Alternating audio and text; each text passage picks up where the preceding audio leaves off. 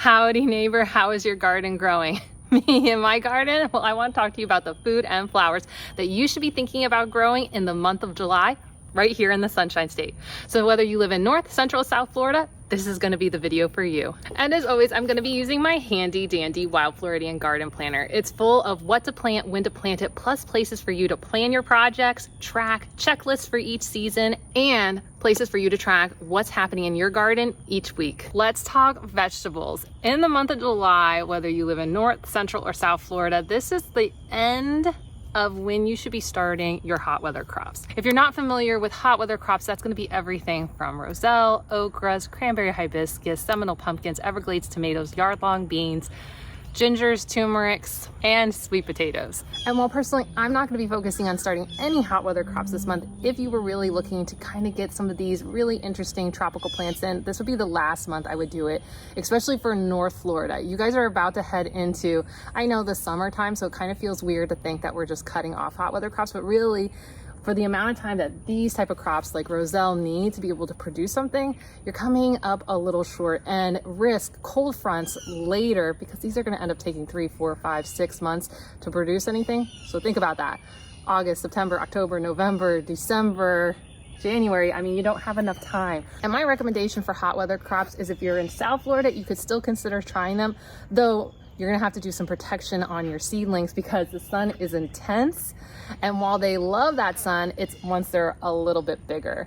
If you live in Central Florida, it is still something that you could be doing, getting things like okra started. But the one thing that a lot of us really need to be thinking about this time of year is we don't have a lot of time left for these crops to produce. So you can start them, but remember, many of them take 4, 5, 6 months to produce. And in July, you only have July, August, September, October.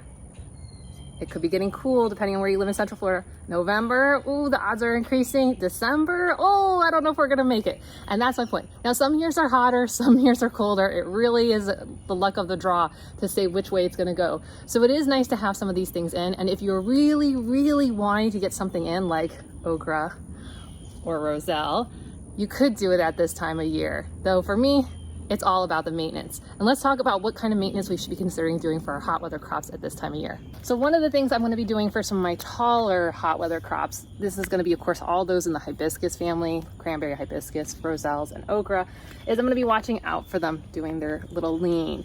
This can be an indicator that this area is not getting as much sun, and so it's trying to lean towards the sun, or the stem has been weakened. Actually, this one, I smashed it when I was taking out some crops, and I was able to stake it. I don't know, let me show you. I built a little stake for it just so it could heal this break in it. So it's doing pretty good, but it's doing pretty good on healing its break. Actually, it's totally healed. I don't even know if you could even tell that it had broken, and it was like, brr.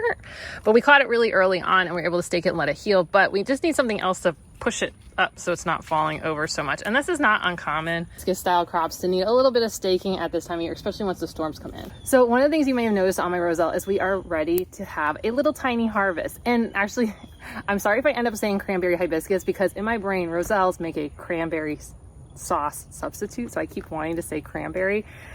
It's very confusing in my head at times. But this is roselle, and this is one of the calyxes. So what happens is the plant is going to put out a bud. It then puts out a hibiscus flower, and then the hibiscus flower falls off, and then you get this fruit that's left behind.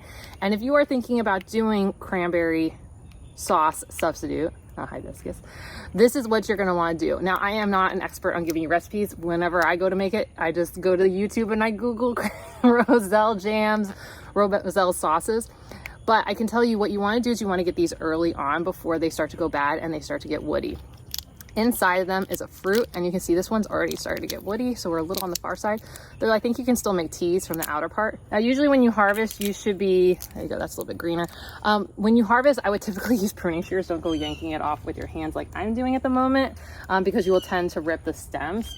So get yourself a good set of pruning shears. I tend to use Fiskars just because I think they have really good cutters, but there's lots of good pruning shears, or if you can get ones that are like the generic $6 ones. But use pruning shears when dealing with this. You can also prune this just like you would your typical hibiscus hedges. They are in the same family and they do act very similarly. So maintenance things you should be considering: staking, harvesting, learn how to make some teas, and get your cranberry hibiscus, roselle, cranberry sauce recipes ready to go, because if you planted these earlier this year, you may be ready to start getting into that recipe. If you did it kind of more in the hot season, you still may have a few months, but it's good to start doing some research so you know what to look for when harvesting. Now with plants like these okras, I find that they tend to be a little bit top heavy because they pretty much are just like one stalk, and unlike those roselles behind it, they will just tend to get really tall and need a little bit of support, especially once we get some really strong summer storms that wave them around, and they may tip over. It doesn't often kill them, but it can snap the stem and slow down your progress on your harvest. And if you look a little closer, right here, we have the beginning of some of our first okras. And so what you will see happen is it will, similar to your roselle, it will actually put out a pod, it will flower, and then you will actually get your okra. You want to get them when they're smaller. So I tend to like to get them when they're only that long. If I'm going to eat them in the garden, like that long. But if you're going to harvest them, you know, a few inches, what is that? 1, 2, 3, maybe 4 inches long is good. If they're getting over 6 inches long, I would tell you that that's probably a little bit too long, and you're probably going to be heading into the territory of them getting woody and then going bad. And that would be a big miss for you and your harvest. The only reason to let them really go woody is that you want to collect seeds down the road, and which is always a great thing to do, but we're pretty early in the season, you got a lot of time, so I would be really more focusing on them creating a harvest for you and not going to seed quite yet. And one of the harvests that I don't tend to worry as much about how long I have to harvest is going to be cranberry hibiscus. And the reason is the leaves are the harvest. And that's one of the things that when you're thinking about what you still want to use your time in the hot weather season for seed starting, I would be thinking about what gets me to harvest the fastest. And cranberry hibiscus, any of the crops where you're actually just going to use the leaf, those are the fastest to get to harvest. So we're going to go ahead and throw these in. I have been debating on where I was going to put these for months and months. And honestly, now that the kales are kind of tipping over and they're getting a little struggly sad, we're going to go ahead and just chop them out. We're going to throw the cranberry hibiscuses in these corners just to give a little bit of color and a little bit of lemony zest. So whether it's going to be removing cold weather crops or hot weather crops, I always recommend that you just go ahead and cut the stem near the ground, because you don't want to disturb the root system. One, it helps keep nutrition in place.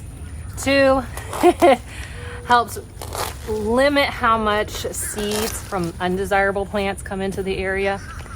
And then if you can in the area, chopping and dropping, like I'm doing here, just cutting this up. And I can tell this one's getting a little just no thank you at the moment, because I see some millipedes going up and starting to eat it, which means this plant is telling it, hey, I'm done. But we got some space right here, and then we're gonna put our roselle right there. I'm gonna take this guy, boom. And even though I seeded this a long time ago, look at that root system. It still looks great. I really do like these trays. It allows me to delay putting stuff in way longer than I typically do. And I like putting it, boom, boom, right there in the middle. I kind of tell there's an old wooden popsicle stick. And we can just get this little guy in. I'm not too worried about how long this one's gonna be in the ground. Oh no, I just put dirt all over my foot.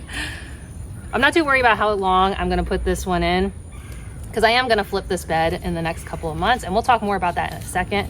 But we can just take up some space that was gonna be empty and put another little happy plant there. And if you are considering doing a hot weather crop, one of the things I'm recommending in general is for you to pair it with cold weather crops. Cold weather crop timing and hot weather crop timing seem to match really nicely. And so what I've been looking at is who's going with who. And since these beds are probably going to be having things like kale and broccoli thrown back in them, these will be good ones. It's okay for me to throw in kind of this late hot weather crop that's shorter seasoned, which would be the cranberry hibiscus. And if you haven't been familiar with cranberry hibiscuses, yes, they do make a... And if you're not familiar with the cranberry hibiscus that I've been putting in, it's just a red leaf type of hibiscus. I think it also goes by Jamaican sorrel, or is that roselle? Ooh, I might have it backwards. You guys tell me in the comments, which way is it? But the thing is that we're just gonna let it get bigger before we can start using its leaves. It'll look just pretty in the area, continue to attract pollinators, which will be really good because we're gonna be moving back into hot weather crops. Not hot, other direction, warm. So we'll want to give these a chance.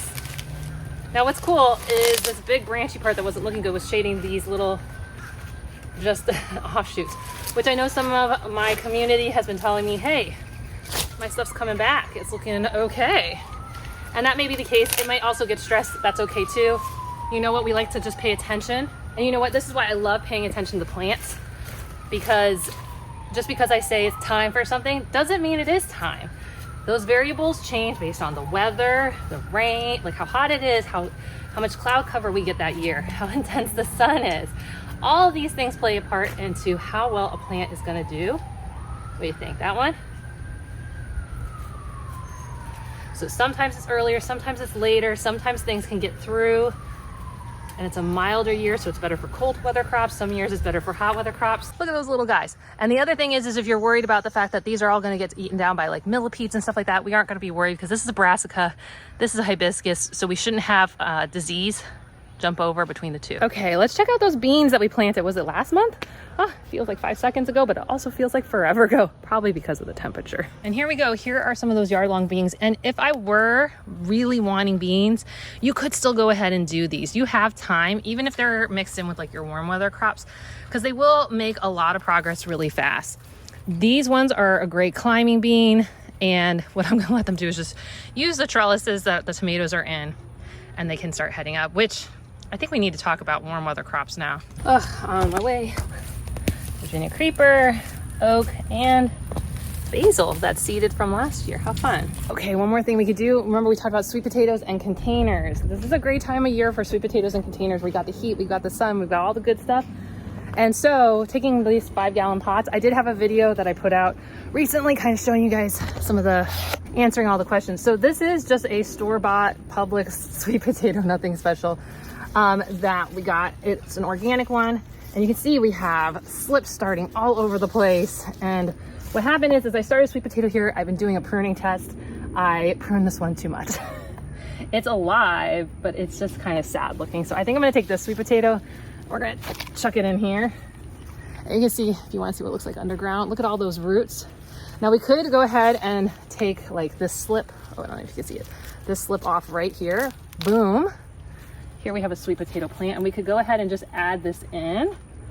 Let me go grab my shovel. I don't even get my hands dirty at this point. And I bet some of you are wondering, wait a minute, how did you do that? All I did is I stuck a sweet potato in a small little pot I had left over from I don't even know what type of flour. I put a little bit of soil in there, 1/2 inch. Then I shoved my organic sweet potato. I looked for the eyes. The eyes are those little like bump things, right? Put this up. You want organic because non-organic has something put on them to suppress sprouting. And then I just held the sweet potato up and put a lot of potting soil right around it, and that's how you get this. And by having some of the eyes underground, you can see we were able to start slips. And with the slips, boom, I went and got a shovel, and then I still use my hand. What is this world that I live in? But that's how we're able to get some of these starts. Let's see if I can take it so you can see even more. So if I take this, and you can kind of see, if I pull this away, you can see I can just break off, and I've got nice full roots. I don't have to worry about all these extra steps that a lot of people kind of walk you through. Now you can see anywhere there were eyes up above the soil, it didn't start roots. The ones that were below soil, that's where we have the roots. I'm gonna just take these guys, shove them in here for right now. And this guy I'm gonna put back in the pot, because why not? And we're just gonna put these two guys right in here to get us started. And I'm gonna continue my little pruning project to see how much pruning impacts my sweet potato production. Boom. Okay, there we go. Let's go put this away. All right, let's talk warm vegetables and what we should be thinking about. And if you're not familiar with warm vegetables, that's going to be your tomatoes, your peppers, squashes, cucumbers, corn, beans that are not like your tropical yard-long beans, eggplants. I'm probably missing something else too. But let's talk about what we should be looking for right now. So, stress. And it's that time of year where I'm starting to get the emails. I'm starting to get the comments. People asking me like, what do I do? What do I do? What do I do? Should I put BT spray? Should I put whatever spray? I don't know, the list of chemicals you guys send me. But it's always at this time of year I get all the things. So let me just remind you, this is normal. This doesn't mean you're doing something wrong. This doesn't mean you need to intervene. This is just the time of year that this happens. So first off, lots of leaves getting eaten off, fruit starting to rot on the vine, right? If you also notice here, I want you to see the difference between this tomato plant. Do you see how dark green that one is? Versus these that are lighter over here. Now, light leaves don't always mean stress. Sometimes it means new growth and stuff like that, but you can kind of see down here, you see how it's starting to yellow? And also look at the leaves curling. And also the vines are getting yellow. This tells me this plant is stressed. It is having a hard time. And what's interesting is you can see this one's the most stressed, and then it gets less and less as we move that way. Why? The answer is right behind me. This side gets more sun, that side gets more shade. So this side was slower to start earlier in the year when we were in the middle of winter first planting these. And now as we are heading out of spring and into summer, this gets tons of sun, which allowed it to grow faster earlier. But now it's going to get stressed more because the sun is just that intense at this time of year. And even though it can handle what are still the 70s, 80s, and maybe low 90s, it can absolutely handle those temperatures. The sun intensity is now at UV index 11, and that is just very hard on these crops. So what do you do about it? Could you prune it? Should you spray stuff? My answer to you is that if you've got harvest that looks good, not this splitting stuff, right? This means, right, we're getting very uneven water. We went through drought and now we're having deluges. I had 2 days of 3.5 inches. But right now my focus is to get this last harvest off the vine. That's what it's all about right now. And have very quick plans to use things for these tomatoes that have split. You can have tomatoes that have split and it's okay to still use them as long as you don't leave them around for too long and they start rotting. But right now, this is all about saying goodbye to these plants. We're gonna remove them, which is why we succession planted these beans in place, is so that they can take over the space. We do not need to focus on trying to get these plants to survive this time of year. Look at these tomatoes here, right? We still have tomatoes finishing off, but you can see the color changes. This is not happy plants. We can see all this stress. And what we're also gonna see is a lot of stink assassin bugs hanging out in here. Of course, they're gonna make me a liar today. Oh, there they are. I'm like, y'all, we're over here at like a ton. You see them right there? They are coming in. We'll start getting this like crystalline structure, which you gotta watch out for because it'll cause your tomatoes to go bad faster. So I'm just trying to get harvest in quick at this time of year, and then it's all about saying goodbye. Look at that. You see how it's like kind of this mottled look? That's because those bugs, ugh, that's what they do. They do to my poor tomatoes. But this is one of those times of year I really do try to encourage you guys to go with the flow of Florida. Do not fight it.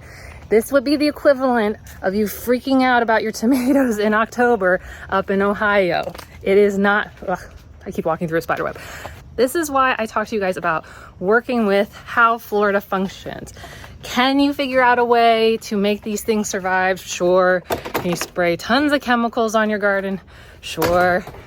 Will it resolve the underlying problem, which is this is the season where tomatoes come out? No, it will not resolve that. This is the time of year. This is the equivalent of a New Yorker or a person from Ohio sitting here and fighting the loss of tomatoes in November because they have cold snaps. It just would be a thing like, yeah, can you do it? But really, this is about finishing off. And remember, turn that frown upside down. At the end of this month, next month, you should be starting tomato seeds. So let it go. And honestly, let it go for the bigger reason, which is you do not want these pest problems to linger. You do not want these pest problems to linger, so that when you have your baby seedlings, that they are surrounded by the things that could kill them. Like, just let it go, protect your seedlings, just let it go. Also get out of the heat, the humidity. Ah, it's sweaty. Sun's coming up. Now the things that tell me a plant are happy, these ones just don't get enough sun, so they're reaching right now. But is the plant still flowering? My tomatoes, there are no new flowers on them. They're done. But these banana peppers, they're happy. They're putting out flowers. The leaves look pretty good to me, but what they're also telling me is these sunflowers have probably shaded them a little too much, so we just need to, well, the sunflowers need to come out anyway, so we need to transition over here. But what I do know is that these still look healthy. These look okay, so I'm gonna keep them. And that's what we always wanna do. Look at what the plant's telling you. Are the leaves nice and flat? Are they a nice rich green? Or are they looking yellowed, curled, eaten, like really eaten, not like a little couple bites out? we don't mind a couple bites, but like, is it really like eaten? These are some of the Carolina Wonders / Charleston Bells. They were a little slow to get going, and I put them out here, and look at them. Do those look like happy little pepper plants? They look like happy pepper plants to me. They haven't produced anything yet, but they're happy. So I'm not removing them just because I tell you warm weather crops, it's time to go.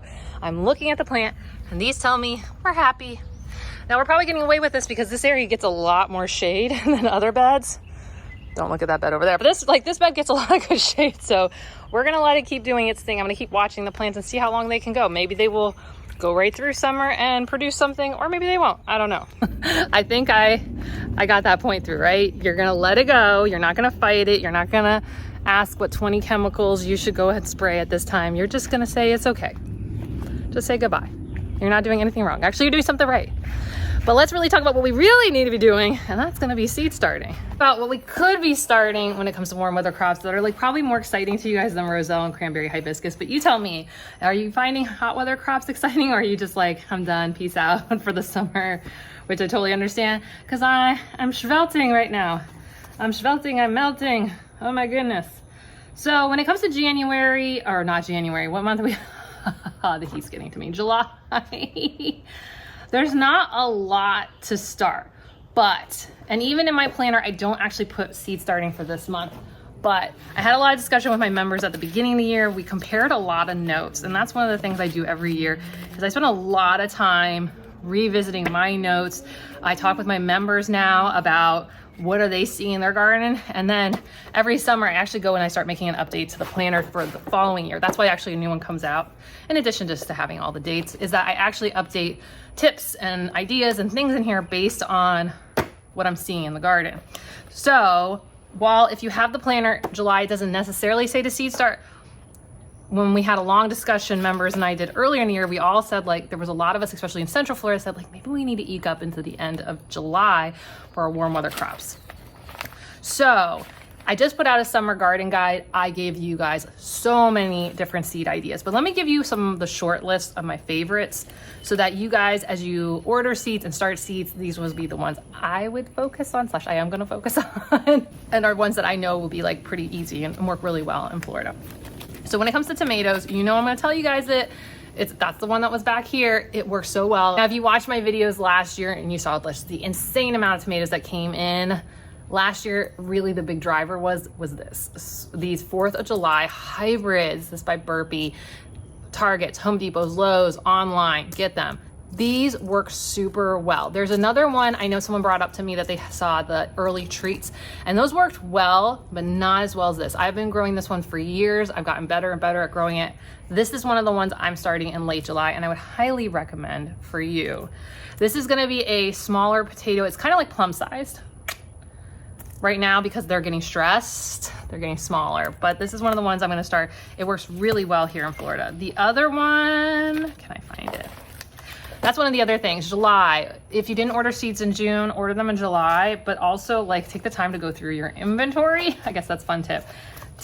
Go through all your seeds, get them organized again, and then you'll know how much you have. That's one of the things I gotta do this month is I gotta organize. I didn't order yet, but I have so much, I don't know, I might not need to. I almost bought some at Target yesterday and I was just like, no,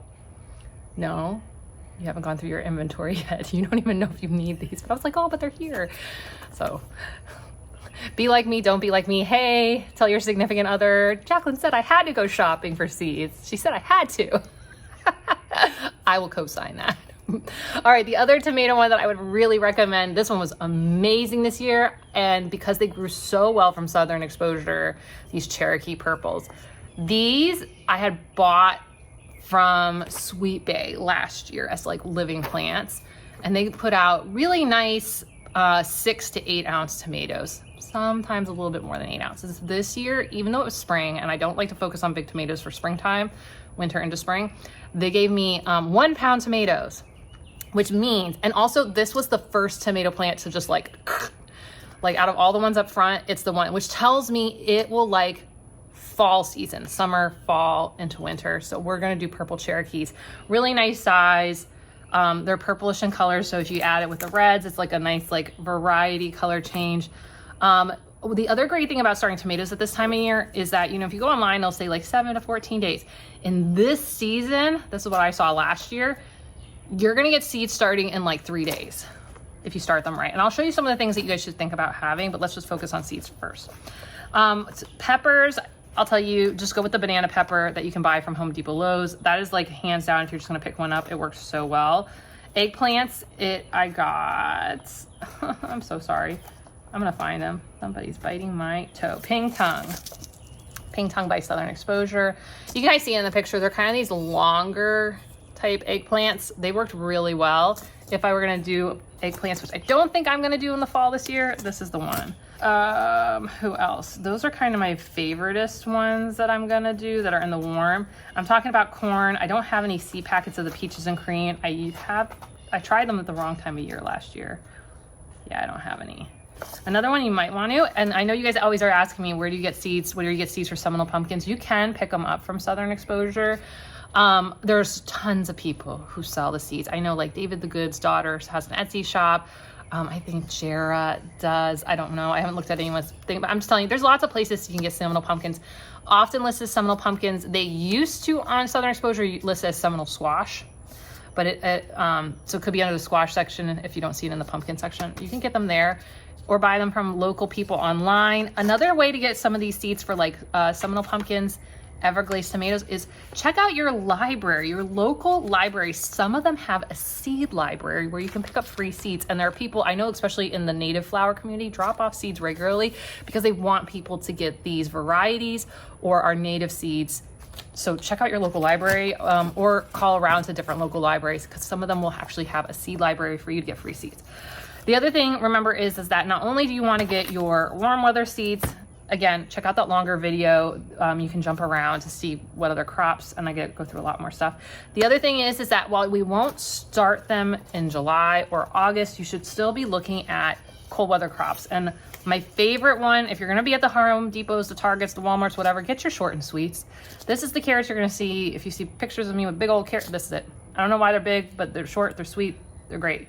It says they're supposed to only be 4 inches. I feel like they're 5 to 6 inches. Maybe it's because I leave them in too long. I don't know, but they taste great. So I would do those. And then on the onion side, Texas Granos. These ones I will definitely be starting in September. So I know we're still a little ways out, but September. And there's so many more. The peppers up front that you guys saw that you might be like wondering what those are the Charleston Bells and Carolina Wonders. If you can, I know so many of you have been starting to put in variety suggestions on the Summer Garden Guide, which came out the week before this video comes out. Go check out in the comments, tons of great suggestions of what works. People from North Florida, Central Florida, South Florida, and that's what I love. Please tell us. You don't have to, don't give us our home address, but like tell us where you are in the state, just so people who are in similar parts can be like, oh yeah, okay, this didn't work for me, but something else did. But this is the one that came so highly recommended from you guys. That's what's up front. I think my timing is just way off. I will retry these this year, which is the Charleston Belle and Carolina Wonder. Ah, my foot's being bitten. It's that time of year. You would think I would learn between videos to put socks and shoes on, and yet here I am letting all the sand fleas bite my feet. There are still a million other suggestions. Another like crazy one, and I know it might feel a little crazy, but I do this actually at this time of year. When I go and order all these seeds, especially from Southern Exposure, I do go get my hot weather crops. And honestly, if you were wondering what I've planted, roselles, I have the Thai roselles and the St. Kitts, where is it? St. Kitts roselle. I don't remember which ones I planted this year, but those are what I get. I also, they just have it listed as cranberry hibiscus, if you were wondering. The okras were Clemson spineless okras, but they were not from Southern Exposure. They were probably from Burpee or Ferry Morris. I think I actually left the seed packet on the seed area. Here we go. Ferry Morris Clemson spineless. This packet was supposed to be sold by 2022, which means I probably bought it in 2021 or 2022, and they still work. Hey! So, but grab your stuff like that. And honestly, sweet potatoes, I know a lot of people, it's so hit or miss because our timing is so different. So when we start looking for sweet potato slips, I wouldn't be doing now. I know a lot of you guys were also asking me about sweet potatoes and getting anything but normal normal quote unquote sweet potatoes at Publix. Usually when you can find the other varieties, it's closer to Thanksgiving. So I will answer that question for you. I think that's when we've picked up things like white, or we've looked at things like purple. It's usually at Thanksgiving they pull in a bunch of varieties because Thanksgiving. And that's when you'll see them in the store. And sometimes you have to be at like kind of the bigger Publixes. Okay, so that is ordering seeds. Also, you might want to think about other cold weather crops like broccoli. I would say do the Chicos or Waltham 29s from Southern Exposure. But you also need to consider about ordering your stuff. So let me show you what kind of stuff I use. I'm sorry I haven't cleaned it yet. It's on my list for this month. But so here is your short list. I do have videos about the mistakes to avoid plus what you should get for your seed starting. But things I would definitely order, these trays by American Tray Company.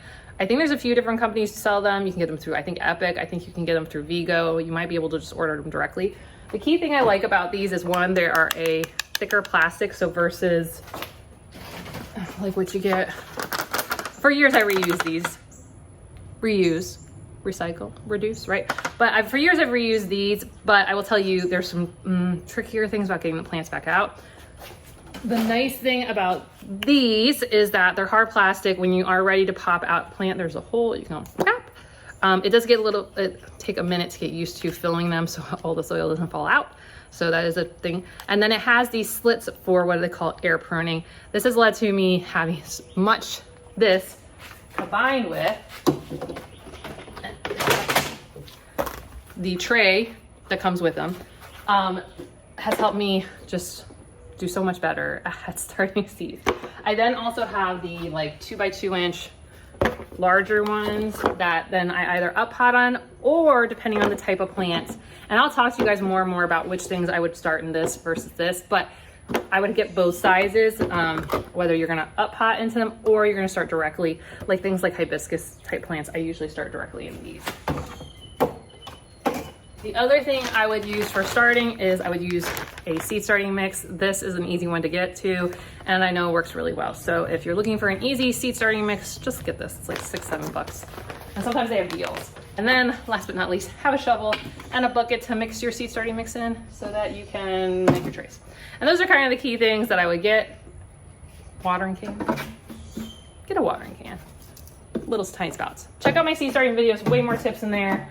Lots of ideas, things to think about, and it keeps it really simple. So look forward to those. And I would add that to your list too, is if you do have seed starting area / your tools have kind of migrated around your garden throughout the seasons, this would be a good time of year to also just kind of collect everything, wash it, dry it off, reorganize it. You know, it's one of those tasks that like hopefully if you put your stuff in a shed or a garage or on a patio, like you don't have to be out in the blazing sun. But yeah, do take the time to recollect all your stuff. I'm not saying that because I need to do it or anything like that. Okay, let's talk about some other tips that are related to vegetables before we switch our gears over to flowers. So when it comes to the month of July, one of the things we definitely need to think about is consider shutting off your sprinklers. You should in general be getting enough rain for your hot weather crops, because your cold weather crops should be out. If they aren't out, they're coming out like in a couple weeks. Your warm weather crops are mostly out. Really what should be left behind are kind of these larger loofahs, cranberry, hibiscus, all these plants. They have pretty big root systems, and so they can handle the more variable rain that we're getting. Because the one thing we do want to watch out for is like just getting too much water, because that's the time of year we're in. So turn off your sprinklers, unless you're in like a drought area and like you guys still haven't gotten enough rain. I know Southwest Florida, you guys have been like, no rain for a while. The other thing, remember, it's hot out, it's humid out, the sun is intense, so garden early in the morning, garden late in the day. Try to do it when the sun isn't directly on you, that's best. Put on something to stop the bugs from biting you, because even though it seemed like they weren't out, apparently they were all biting my arm while I've been talking to you, and my feet. The friendly reminder, there are different types of lotions. I think it's by Avon. It's the Skin So Soft. It's got an oil in it that stops the sand fleas. I should have put some on before I came out here. I'm regretting it. The other thing is remember, just a friendly reminder, especially if you're new to Florida, just because a thunderstorm isn't right on top of you doesn't mean you can't get hit by lightning. Lightning can strike up to 15 to 20 miles away, if not further. But remember, we are the state that has the most lightning strikes and the most people hit by lightning in any part of the country. And we are not only the lightning capital for the nation, we are one of the lightning capitals for the world. So we get a lot of lightning, and this is the time of year where we start to get lightning. So we go from just having rain to now you're hearing the thunder. Take heed, be wise, be like a true Floridian, get inside or get under cover. Okay, other things for July is, we talked about the seed starting stuff, our seed starting activities, but for the vegetable garden, also think about, are you going to continue to do chop and drop on the area? Are you going to put anything to cover the beds? Because even though we're going to be seed starting late July for warm weather crops, we still have some time until they actually end up in the beds, right? So it won't be in July, it won't be in August, it'll probably be early September at best. And so maybe late August, but you got like a good easy 6 to 8 weeks that you could have beds that are bare, and that's really easy time for seeds and weeds to get in. So I would just be thinking about how are you continuing to do chop and drop, and also think outside the box with chop and drop. You know, I know us gardeners will talk about like sun hemp and peanuts and sweet potatoes. Like, it doesn't have to be these things. Like for my people growing bananas, use banana leaves. I've used banana leaves before. Like you could just like, you got philodendrons like in your yard, use philodendrons to cover it. The big thing whenever you're thinking about chopping and dropping onto your vegetable beds is you don't want things that are gonna seed all over the place. So like I wouldn't be grabbing my Biden's Alba flowers and chucking them in there because like I'm gonna end up with a million weeds in there. But if I've got just like palm leaves, they get too stringy, they can be a little bit difficult. Someone did ask me about that. But other things, think about doing that. Unless they root from the stem, in general, you should be okay. But take advantage of your banana leaves. Take advantage of papaya leaves, philodendron leaves, other stuff that you're chopping anyways, and just chuck it on there. They may not nutritionify. They may not amend your soil, but at least let them cover your stuff, you know? I'm just saying, I ain't saying, I'm just saying. So that would be one of the things. Also stay on top of weeds. I know one nice thing about having vegetables in grow bags or pots or in raised beds is it kind of makes it not feel like you got to pick every weed. So just try to stay on top of those ones. But remember, every time you pull, you agitate the soil. And if there are a lot of seeds there, you might help increase them. So just stay on top of them because it's going to go crazy. Next month goes crazy with the weeds. The other thing to do is go ahead and start stocking up on any compost and garden bed soil or potting soil, wherever you're gonna put your vegetables eventually. Start just stocking up on soil. I don't know if you can see, there's bags back here. I've already started to stock up. So just when I'm at the store, I just start to grab some bags so that when we get to the season, which will not be July, we'll start dumping them a week, maybe 2 weeks before we're putting plants into ground. So just think about that. Other things is let's think about if there's any amendments that you typically use. I'm a low amendment kind of gal. I don't really add anything other than my, I think it's called shake and feed. I call it shake and bake. If you hear me say shake and bake, I mean shake and feed. I already grabbed one. They had it like on sale. So I was like, it's weird. These things stay good forever. But like, I don't know. It was like some spring Black Friday deal. I don't know. They were trying to create Black Friday in the spring for gardeners. Whatever. It was on sale. I took it. Advantage of it. They also had some soil bags on sale, so I was like, sure. That's not going to go bad on my patio. So, but keep your eye out for deals, but also just kind of refresh your stock, not only on seeds, but anything that you use in your garden. Also a good time to check all your tools and just see if there's anything you need to chuck because you don't want to be last minute. So let's talk flowers. And when it comes to the month of July, it's all about the hot weather flowers. So think about things like moss roses, milkweeds, rudbeckias, gaillardias, sun patience, turenias, zinnias, tropical sage. Those would be some really good hot weather flowers. Now, when it comes to, you could still do warm weather flowers, but now you're going to move them into semi-shade locations. So think about things like celosia, gomphrena, melipodium, and pentas. No, pentas can do full sun too. Pentas can be full sun. I'm sorry. You can just make them work for warm and hot. They're kind of an all year. You know, pentas just all years.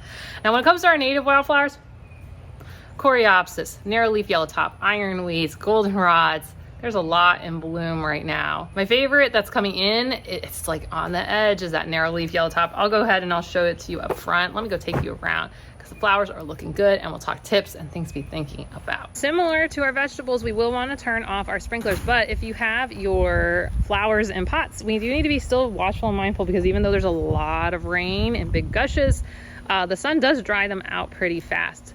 So consider, if you have in pots, you still may want to put these on drip irrigation. That might be a project that you do. Maybe not this time of year, but it should be one that you want to consider. Also, think about if you have, one of the things I've been thinking about lately is how many plants do I put in a pot, and been very okay with taking things out and moving them into other locations. Oh, look, there's the moss roses. They finally opened up now that the sun is up. Ignore my plant down here. I haven't replaced this. It's dead. But moss roses, these are really pretty. I've really enjoyed these. They have been doing really well back here, and they're slowly filling in the pot that I gave them.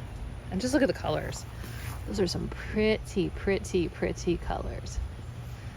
Over here, oh, the ageratums. So I just did a lot of pruning. These will be more in the warm weather end, and then we got a dahlia that's hiding in between, which I'm okay if it's hiding right now.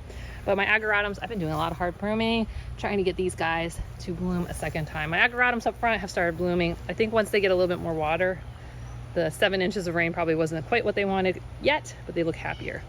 That's narrowleaf yellowtop. It's not quite gone into bloom.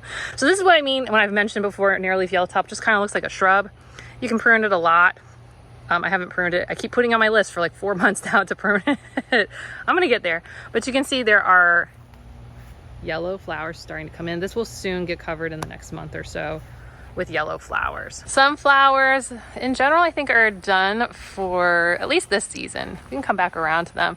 One of the things I did today is I did a little bit of chop and drop, put them in the bed, but also left the sunflower head out for my birds to eat. I know some of y'all were asking what this red flower was. This is our native firebush. These were propagated from my neighbor, Mr. Cliff. He said, go ahead, dig any out that you can find underneath his bush, and I did, and those are them, and you can see how tall they get compared to some of the behind shrubs. So that's what that is. I know some of y'all have been asking. Apparently I have a secret papaya growing. There is a native and a non-native. So this is peacock flower, aka dwarf ponciana, which really takes off at this time of year. And then we've got our blue ocean morning glory, which is a native plant. Over here you can see our native. This is starry rosinweed. They are growing like crazy now. They are so happy, so happy. And then down below I've got more moss roses, and when I remember I said like sometimes pull a plant out and just put somewhere else, these are the coreopsis that I revived, and they're looking so good now. And they look really cute next to these mini vincas. Oh yeah, you could plant vincas. I didn't tell you guys that earlier, but they look really good. Desert roses always do well at this time of year, and of course Cleodendron glorybower. That one looks great. Plus my golden rain tree. My Mexican petunias, invasive. Be very careful getting these. Oh, but look. My monarchs are loving my starry rosinweed. Over here, you guys can see this is goldenrod starting to take off. This is what I was talking about. One of the plants. This will get bigger and bigger and bigger, and in August we'll go into a super bloom. I think we have a southeast sunflower back there that would also probably go in bloom in July. This one's a little bit late starting, so I'm not sure. There are ironweeds that have not gone into bloom yet, and this is narrowleaf yellowtop starting to take off, and that's a smaller one that's starting to take off too. You can prune them. I tend not to, but you can. Is cutleaf coneflower. This is one of our native coneflowers or rudbeckias that you could be adding at this time. And up here there's some coreopsis. This is what I was talking about that you could be adding. These ones, they just look so cute. And then there's tropical sage. This is my favorite flamingo pink. Native ageratum, seaside, and is going extinct in the Keys, but you can get some and add it to your garden. So here's our native milkweed, and it is just starting to go into bloom right now. Isn't that pretty? Pretty. For me, with the flowers, it's all about mulching to try to keep the weeds out from amidst them, and just adding and adding, because summertime is still a time for flowers. There are some really great flowers that you could be adding or continuing to grow all throughout this season. And if you want more ideas, go ahead and check out the summer garden guide. Through even more ideas over there. Plus I have a summer tour coming out soon, so you guys can just even more just check out flowers and ideas for your garden. If you want even more tips and ideas on the month of July, go ahead and check out this video. I even talk about perennials and some of the other plants that you should be considering adding to your garden, plus more tropical plant ideas. And if you want to grab the planner, go ahead and click the link right here. Okay, I'll see you soon. Bye.